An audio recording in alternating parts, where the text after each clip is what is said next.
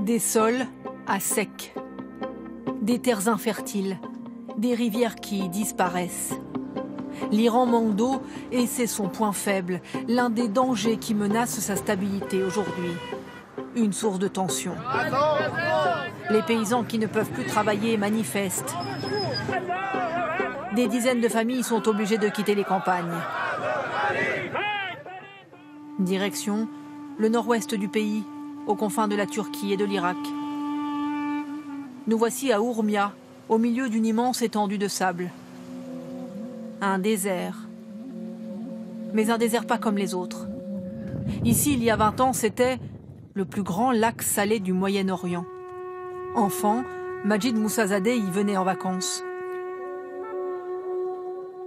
Il y a 20 ans, on avait de l'eau jusque-là. C'était une eau claire, magnifique. La plage était à 1 kilomètre d'ici et les gens adoraient venir nager.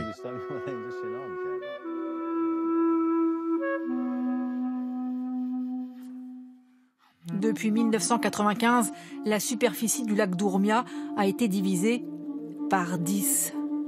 Les raisons, le réchauffement climatique, la hausse des températures, la baisse des pluies. Mais pas seulement.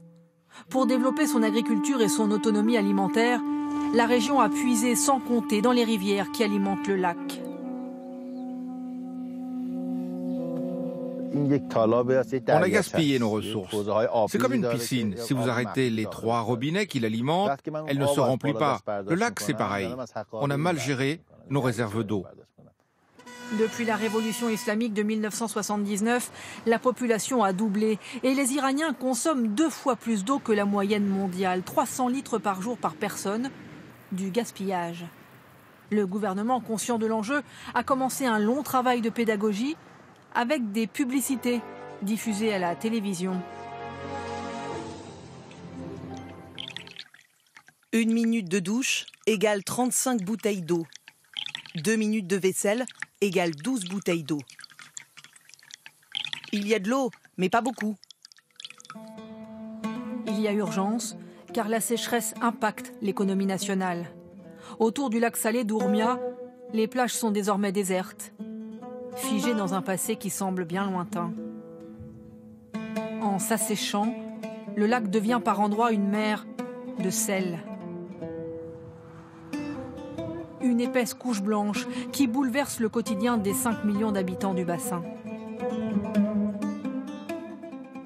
Le sel est devenu l'ennemi des habitants de la région. Petit à petit, il s'est infiltré dans les sols, a détruit de nombreuses plantations agricoles et poussé des centaines d'agriculteurs à l'exode rural. Ce que redoutent les agriculteurs, les tempêtes de sel et de sable, comme celle-ci. Ici, il y a une quinzaine d'années, c'était un immense verger qui alimentait en fruits et légumes les grandes villes d'Iran. Il ne reste plus que des herbes folles et de la terre infertile. Hossem Panaoui a vu ses arbres fruitiers mourir peu à peu. Le sel et le sable se déposent sur les feuilles, ils les brûlent. Les feuilles étouffent et les arbres meurent. La vie dans son village s'est retirée en même temps que le lac devenu fantôme, là-bas au loin. Comme la majorité des habitants, faute d'activité, Hossem a abandonné la maison familiale. Il vit aujourd'hui de petits boulots dans la ville voisine.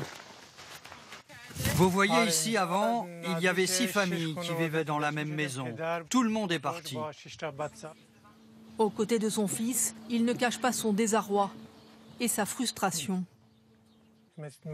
On est dans une région lointaine et perdue. On ne nous voit pas. Ici, on se sent abandonné par l'État. Le gouvernement nous a promis qu'il nous aiderait à retrouver de l'eau, mais pour l'instant, rien ne change. Face à la grogne, l'Iran a lancé un ambitieux programme de sauvetage du lac. Mais le retour des sanctions internationales décidées par Donald Trump va rendre difficile le financement des mesures. Les jours du lac d'Urmia restent comptés.